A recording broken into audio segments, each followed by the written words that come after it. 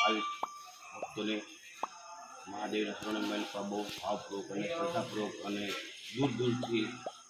મહાદેવના દર્શન કરવા અને ભાવથી એને જળ ચડાવવા માટે આવે છે અને દરેક ભક્તોનો ખૂબ આસ્થા છે મહાદેવને અને બહુ પુરાની મંદિર છે.